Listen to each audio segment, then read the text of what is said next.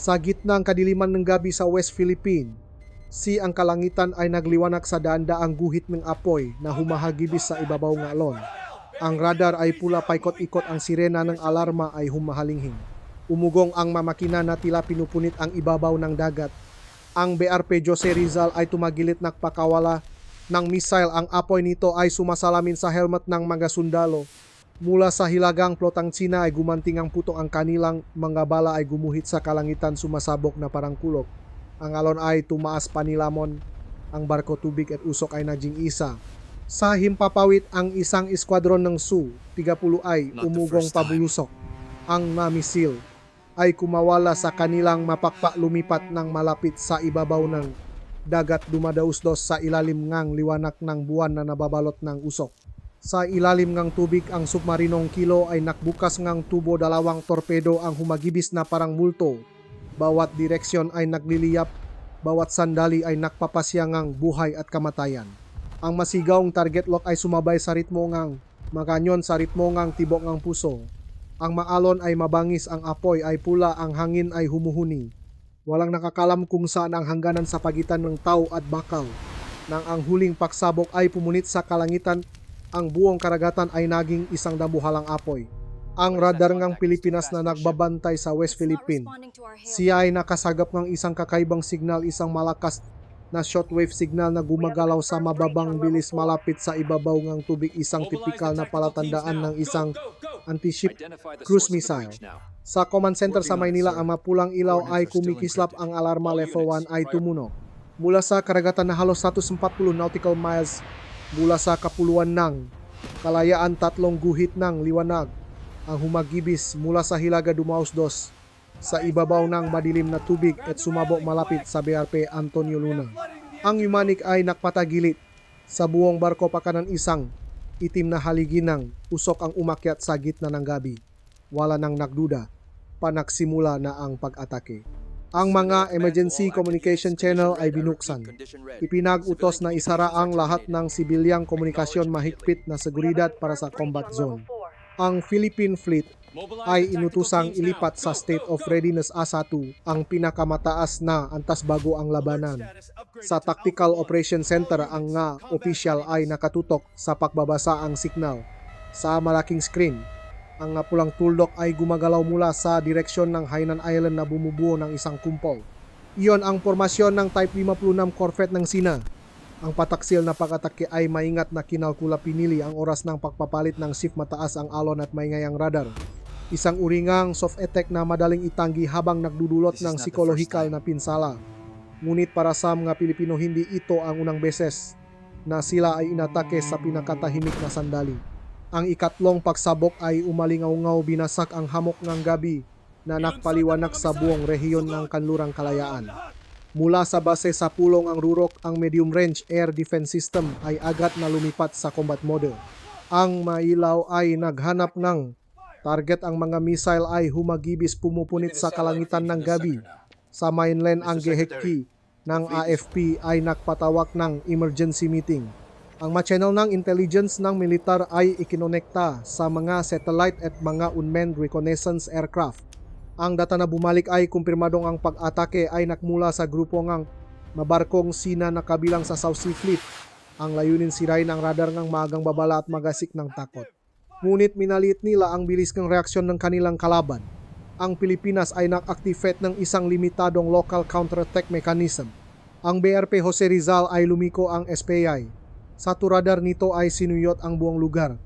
2 Exocet missiles ang ikinarga sa mga tubo.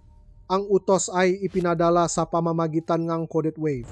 Target identified, gumanti nagputok. Ang gabi sa dagat ay muling nagliwanag.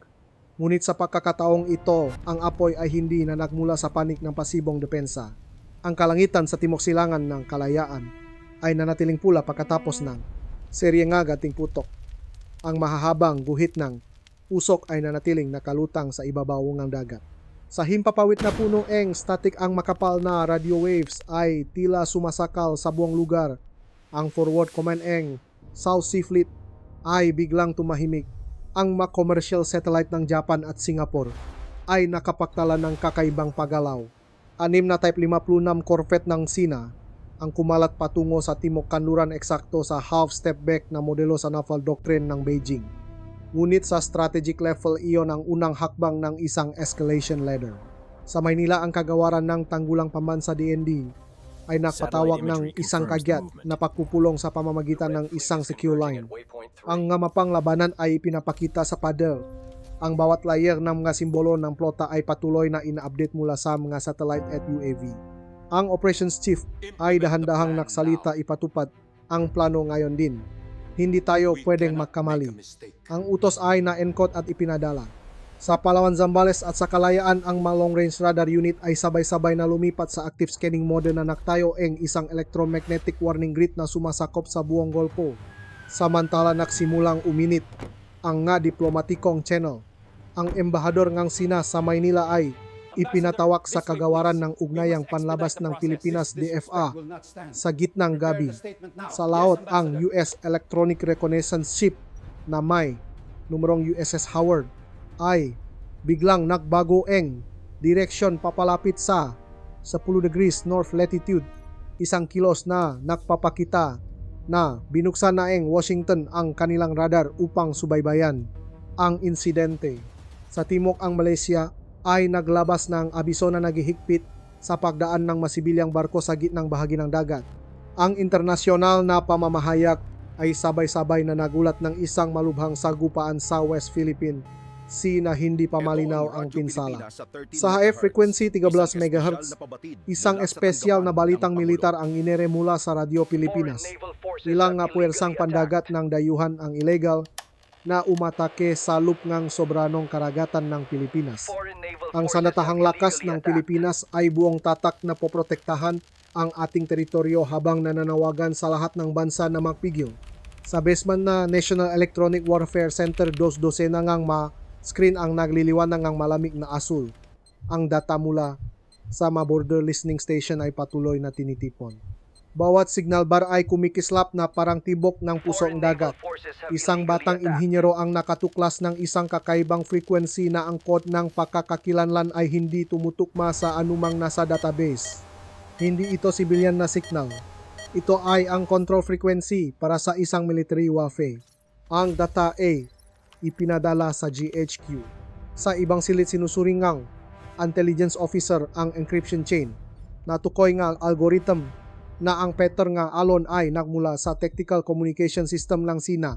Ang type 5 signal ay karaniwang ginagamit para sa long-range reconnaissance aircraft na BZK-05. Ang problema, ang detection radius ay nagpapakita na ito ay na-operate sa loop ng airspace ng Pilipinas 32 km lamang mula sa bahura ng Hizon. Isang team ng UAV ng Pilipinas ang agad na pinakawalan mula sa base sa Subic. Ang Scan Eagle, isang locally modified na uri, nakakuha ng malabong imahe ang electro-optical camera system. Isang maliit at sulok na bagay ang gumagalaw sa katamtamang taas na may mahinang ilaw sa dulong pakpak nito. Mula sa control station tumango ang operator, kinumpirma ang kakaibang target at inactivate ang passive tracking mode.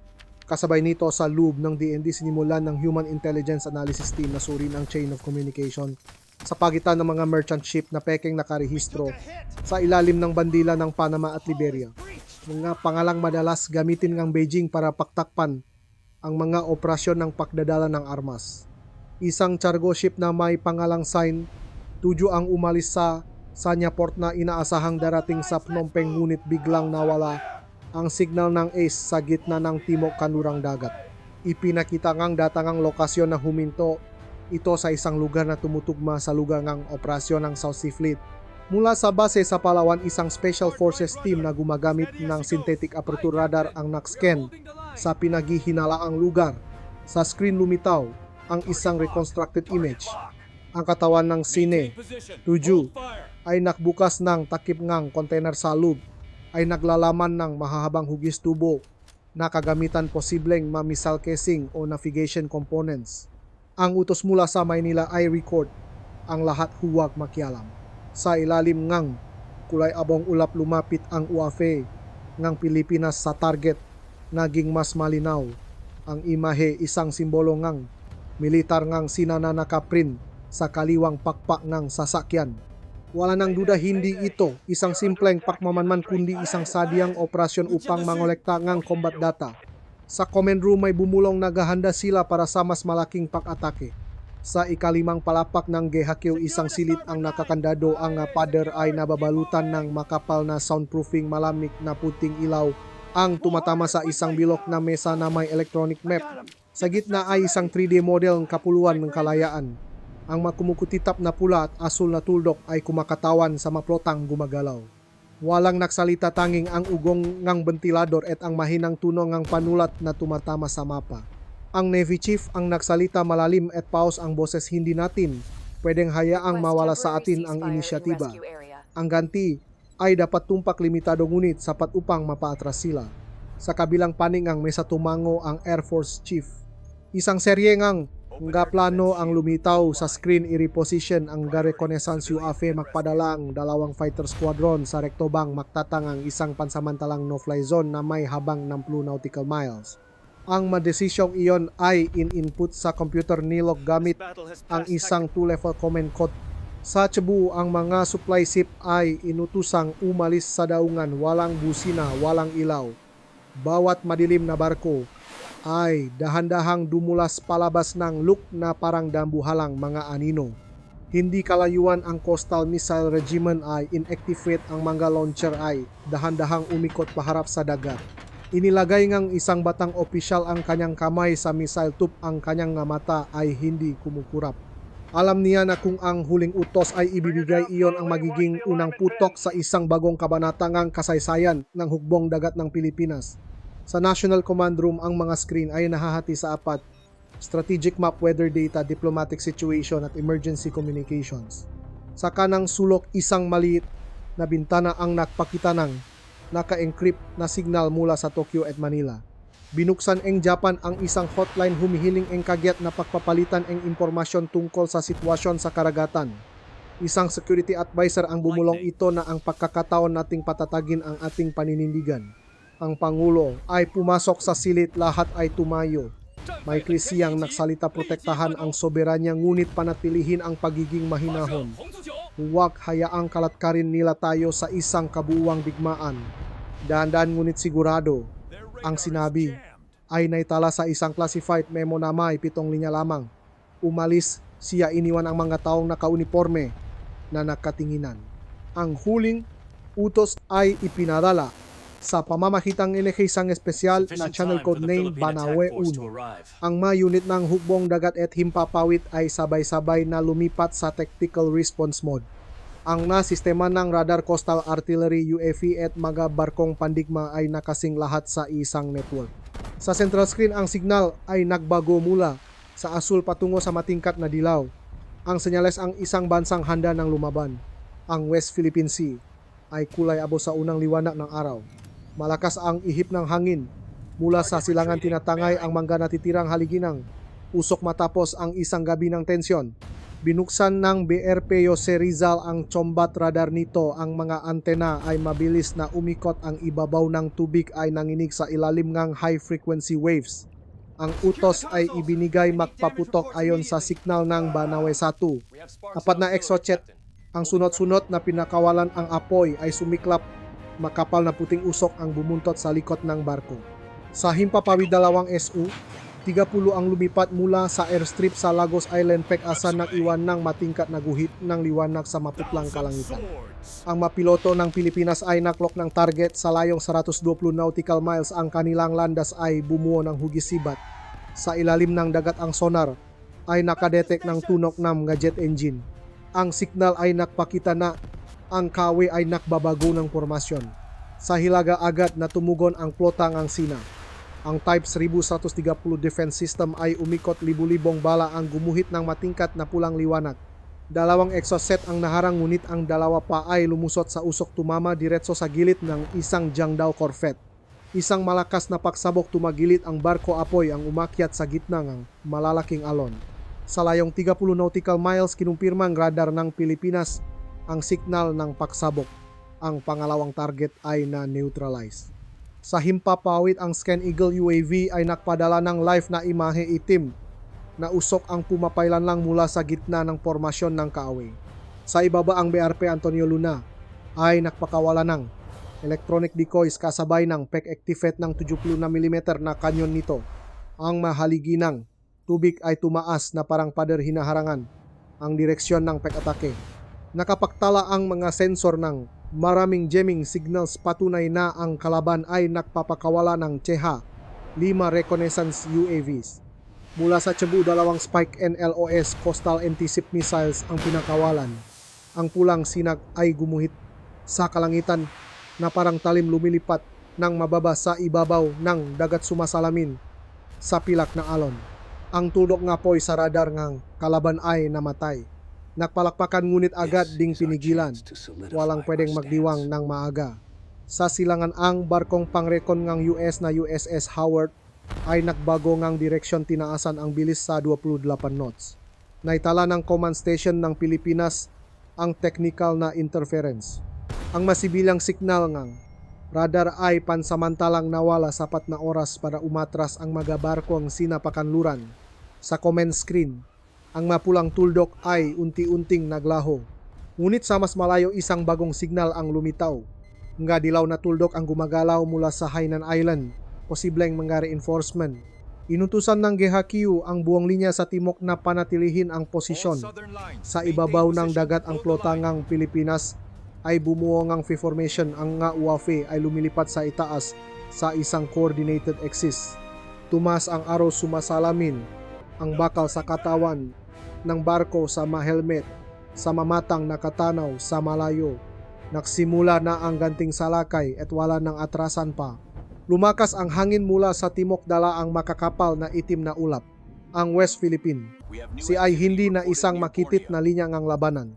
Ang sistema ng satellite ng militar ng Pilipinas ay nakapaktala ng bagong hotspot na umaabot mula sa lugar ng Borneo hanggang sa Gulpo ng Thailand. Sa tactical screen ang mapa ay namula na parang nasusunog. Ang malinyang palaso ay naksalubong, senyales na lumawak na ang digmaan. Sa lugar na malapit sa Malaysia, 1 kilo 636 submarine na Pilipinas ang BRP Andres Bonifacio ay tahimik na lumitaw. Ang takip ngang torpedo tube ay bahagyang bumukas, puting singaw ang lumabas sa ugong ng hangin. Sa loob ng kontrol room, ang aso na ilaw mula sa screen ay sumasalamin sa mga mukang matripulante. Target kumpol ngang Type 56 Corvette, bearing 110, distansya 48 nautical miles. Ilusad ang torpedo 1 at 3. 2 Club S missiles ang humagibis sa ilalim ng dagat. Walang sinuman ang nakakita sa kanilang landas, nakita na lamang ang ibabaw ng tubig na sumabog na parang pinunit. Mula sa himpapawid ang eskwadron ng Su-30 Pilipinas ay nagsagawa ng long-range support para sa hukbong dagat. Ang 2 nangungunang jet ay biglang bumaba, napakawalang ngang Gadechoy at nakpaputok ng eye-to-ship missile sa kumpol ngang gabarko na gumagalaw sa ika-7 parallel. Sa nakakasilaw na liwanag, ang mga apoy ay sumabog sa gitnang tubig. Ang air defense ng Sina ay tumugon gamit ang mga automatikong kanyon at HU-9 missiles. Ang maguhit ng usok ay naksalubong sa kalangitan na parang isang dambuhalang sapot. Sa kanluran sa Palawan, ang Air Defense Regiment ng Pilipinas ay nakdeploy ng long-range radar. Sinusubaybayan ang aktibidad ng isang Chinese early warning aircraft na lumilipat sa labas ng lugar. Isang team ngang Gripen fighter jets ngang Thailand ang naksimula na ring makpatrolya malapit sa kanilang airspace na lalong nakpatindi ngang tensyon sa himpapawid. Ang collision warning system sa pagitan nga eroplano ng Pilipinas at Thailand ay umilaw, ngunit walang sinuman sa makabilang panig ang umatras. Ang sitwasyon sa rehiyon ay pumasok sa isang lubang mapanganib na yugto. Sa ilalim ng dagat, ang Special Forces Frogmen ng Pilipinas ay pinakawalan mula sa submarino. Lumapit sila sa sirang barko ng kaaway upang mangolekta ng impormasyon at tukuyin ang natitirang kagamitan. Sa malabong tubig ang ilawa, kanilang flashlight ay kumikislap. Isang malaking pirasong metal na may simbolo ng militar ng Sina ang natakbuhan. Minarkahan ang mga coordinate at ipinadala ang data sa pamamagitan ng encrypted channel. Kasabay nito, sa hilaga malapit sa Paracels, pinalakas ng gabarkong pandigma ng Sina ang kanilang electronic attack. Ang buong radar channel sa lugar ay najam ng husto. Ngunit mula sa mainland, ang electronic warfare system ng Pilipinas ay gumanti ng isang counter signal, isang puting alon ang kumalat na nakpablangko sa mga control system ng kalaban. Isang Chinese destroyer ang nawalan ng kontrol bumangga sa isang katabing barko na lumikha ng pangalawang pagsabog. Ang kalangitan ay tila yari sa tingga. Ang tunok nga jet engine, ang putok nga kanyon at ang alon ng dagat ay naksanip sa isang metalikong musika. Ang mapuwersa ng Pilipinas ay nanatiling matatak sa kanilang formasyon, unti-unting itinutulak ang kalaban palayo sa 200 nautical mile zone. Ang mahaliging itim na usok ay tumaas sa kulay abong kalangitan na hudyat ng isang bagong kabanata ng digmaan kung saan ang buong dagat at kalangitan ng Timok Silangang Asya ay nag-apoy. Ang kalangitan sa Timok West Philippine Sea ay nabibigatan sa usok ng pulbura. Ang nga itim na haligi nga usok ay pumulupot sa isa't isa na bumubuong isang makapal na kurtina na tumatakip sa larangan ng digmaan. Sa ilalim ng tubig, ang sonar ng BRP Andres Bonifacio ay nakasagap ngang isang kakaibang signal ng makina malalim at tuloy-tuloy. Patunay na ito ay isang heavy class submarine, isang type 093 Kramsina na gumagalaw laban sa Agos. Agad na nagutos ang command sa mainland na set up ngang isang pincher formation at ginabayan ang isang anti-submarine missile patungo sa coordinates ECO 92. Bilis na 7 nautical miles, 3 sonobuoys ang ibinaksak. Ang maalong ng sonar ay kumalat na pabilok, naghahanap ng target sa makapal na kadiliman ng ilalim ng dagat. Sa itaas, ang esquadron ng Su-30 ay nakpatuloy sa pagbibigay suporta. Dalawang piloto ngang Pilipinas ang biglang bumaba, ibinaksak ang kanilang eroplano sa 600 meter upang harangin ang isang Cheha-5 reconnaissance UAV ng kalaban. Isang R-73 ang pinakawalan, isang puting guhit ng liwanag ang humagibis pataas pumunit sa mauswo na kalawakan. Ang target ay sumabog at naging bola ng apoy sa gitna ng mababang ulap. Mabilis ang reaksyon ng Sina. Mula sa karagatan malapit sa Hainan Island, 2 ng bombers ang lumipat ng mabilis, may dalang 4 na YJ-83 cruise missiles. Ang target ay ang kumpol ngang babarkong Pilipinas sa Kalayaan. Ngunit 70 nautical miles pa ang layo, nahagip sila ngang 288 long range warning radar system ng Pilipinas. Ang nga sundalo sa pulong rurok ay nakarga ngang bala sa mga anti-aircraft gun. Ang utos na magpaputok ay binigay sa unang pag-islap ng Livana. 2 Mistral missiles ang umugong tumawid sa kulay abong usok at tumama sa unang 2 target. Sa himpapawid, ang magkasunod na paksabog ay umalingaw na parang kulok. Ang 2 Nam ay lumingon, ang kanilang formasyon ay nagulo. Isang missile ang nahulog diretso sa dagat malapit sa isang barkong Sina na lumikhang isang chain reaction na nagpaatras sa buong kumpol.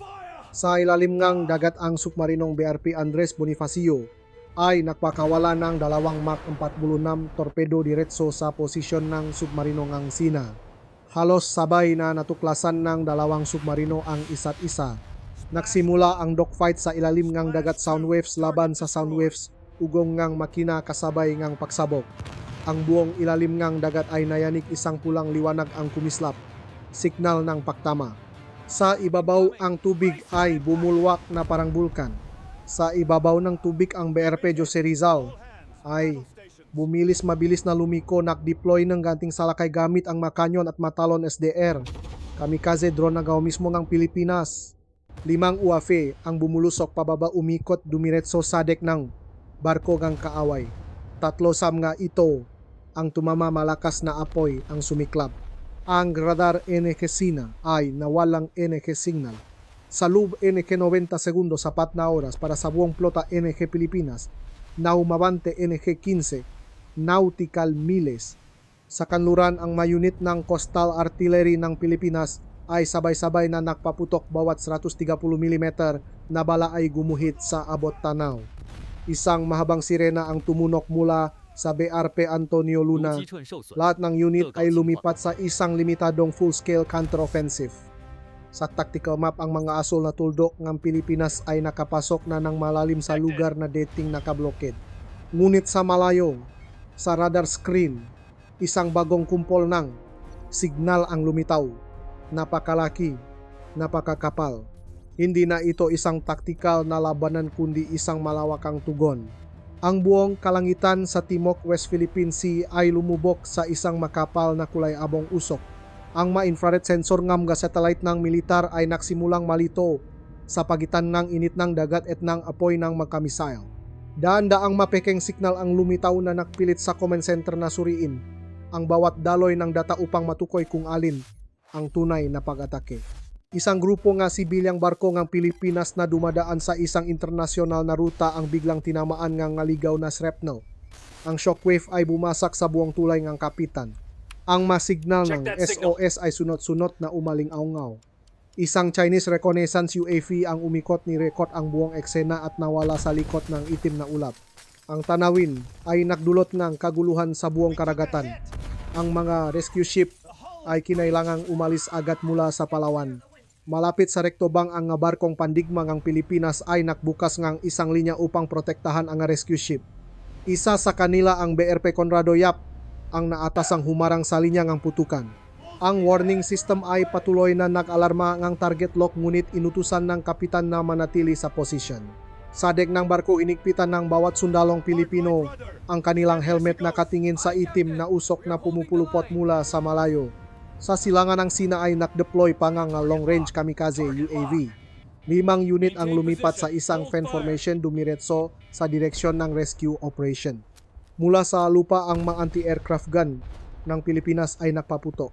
Ang matracer rounds ay nagliwanak lumiha ng isang pader na baka sa gitna ng dagat. 2 UAV ang sumabok sa himpapawid ngunit ang 3 pa ay nakalusot bumulusok malapit sa rescue area.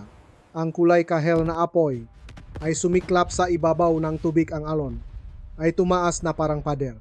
Sa kanluran ang Malaysia at Thailand ay naglabas ngang babala na isara muna ang kanilang airspace upang pigilan ang mga fighter jet ng makabilang panik na makapasok. Gayunpaman ang mga malalayong paksabok ay naririnig pa rin. Ang sibilyang signal ng GPS sa buong rehiyon ay naging unstable. Ilang dayuhang barko ang natrap sa combat zone humihingi ng tulong sa 4 na magkakaibang wika. Sa ibabaw ng dagat ang ma-rescue ship ng Pilipinas ay dumaan sa makapal na itim na usok handa ang makabel. Sa dek hinila ng mga sundalo ang bawat sugatan mula sa tubig. Isa pang armadong UAV ng Sina ang lumitaw ngunit bago pa ito makapagpakawalang bala pinabaksak itong 37mm na kanyon mula sa BRP Conrado Yap. Sumiklap ang apoy ang mga debris ay bumaksak na parang ulan. Ang Regional Command ay nakpadala ng internasyonal na signal. Hinihiling na pansamantalang itigil ang lahat ng operasyong militar sa rescue area ngunit nakapaktala pa rin ang radar ng 3 signal na papalapit mula sa hilaga. Ang utos ay lumabas buksan ang air defense shield sa buong linya unahin ang protection para sa mga civilian at rescue vessel. Sa paglubok ng araw ang kalangitan sa Abotanaw ay namula. Ang mga sundalo sa dek NGBRP Conrado Yap ay nakatayo ng walang imik. Alam nila na ang labanang ito ay lumampas na sa taktikal na hangganan at ngayon bawat bala ay hindi lang nakatutok sa kaway kundi pati na rin sa hangganan ng sangkatauhan. Ang gabi ay bumaksak sa West Philippine. Sinaparang isang bakal na kurtina ang buwan ay natatakpan ng usok ang tanging liwanag ay ang mga malabong guhit sa madilim na tubig. Ang buong larangan ng digmaan ay bumaksak sa isang nakamamatay na katahimikan tanging ang tunok ng alon na humahampas sa katawan ng barko. Ang pag-ikot ng radar at ang paghampas ng hangin. Sa dek ng BRP Jose Rizal, ang mga tripulante ay nakakarga ng bala. Ang pulang ilaw ay tumama sa kanilang mamukha na punong dumi ng usok. Bawat exocet missile ay hinihila pataas sa launcher kinakabit at inihahanda. Sa layong 60 nautical miles muling binuong, lota ng Sina ang kanilang formasyon idineploy ang isang Type Kosong 52D destroyer gamit ang kanilang pinakabagong ISR radar. Ang mga electromagnetic signal ay sumuyod sa ibabaw na dagatnak sa salubong sa mga kislap na kulay lila. Ang utos ay ibinigay ng maikli sa pamamagitan ng secure channel sa bayang pag-atake codename Dapit Hapon. 4 na barko ngang Pilipinas ang sabay-sabay na nagbukas ang radar tumagilid ang launcher umugong ang makina. 6 na Exocet at 2 Spike NLOS ang lumipat ng mababa sa ibabaw ng tubig patungo sa hilaga. Sa tactical screen ang naguhit ng liwanag ay mabilis na parang kidlat. Agad na gumanti ang kalaban. 3 hake, 9 mula sa Chinese destroyer ang lumipat pasalubong humuhuni sa makapal na usok. Isang missile ang magang sumabog ang 2 pa ay lumusot sa apoy ngunit wala ng tinamaan. Na-jam ang kanilang radar. Na-deploy ang Pilipinas ng Matalon SDR Kamikaze UAV. 8 unit ang dumiretso sa radar zone ng kalaban sumabok sa gitna ng kadiliman. Ang warning system ng Sina ay nawalan ng signal. Sapat na oras para dumating ang buong puwersa ng pag-atake ng Pilipinas. Ang gabi ay biglang nagliwanak, 2 exocet ang tumama sa katawan ng Type 052D destroyer. Ang unang pagsabok ay nakpatalsik sa radar tower, ang pangalawa ay pumutol sa likod ng deck. Ang buong barko ay tumagilit, ang apoy ay umabot ng ilang metro ang taas. Sa layong 10 nautical miles ang BRP Conrado Yap ay nakpaulan ng 76 mm na bala, ang maputok ay walang tigil tumatama sa nagliliyap na barko. Sa ilalim ng dagat ang submarinong BRP Andres Bonifacio ay nakpatuloy sa pag-usad. Nagip ngang sonar ang signal ng submarino ng Sina na sinusubukang umatras patungo sa hilagang kanluran. 2 Mark 46 torpedo ang pinakawalan sa ganap na katahimikan. Isang pulang liwanag ang sumiklap sa ilalim ng dagat. Tama. Ang buong lugar ay nayanik na parang lindol. Sa himpapawid 2 eskwadron ng Su, 30 ang lumapit mula sa timok, nakpakawala ng serya ng air-to-ship missile sa natitirang formasyon ng KOA. Ang bawat guhit ng apoy ay dumaan sa itim na usok, sumasalamin sa tubig na parang libu-libong nga espada. Ang gabi sa West Philippine Sea ay nagliwanak na parang araw. Mula sa deck ng BRP Antonio Luna nagsigawan ang mga tripulante, ngunit mabilis na bumalik sa kanilang mga pwesto, walang naglakas loob na huminga ng maluwag. Ang laban ay hindi patapos. Mula sa kanluran ginawa ng Sina ang kanilang huling hakbang. Nagpakawala ng sunod-sunod na kamikaze UAV sa formasyon ng Pilipinas. Naharang ng radar ng Pilipinas ang control signal na neutralize ito gamit ang counterwave. Ang UAV ay nawalan ng control, bumaksak sa dagat na parang ulan. Ang buong flota ng Pilipinas ay nanatiling matatag.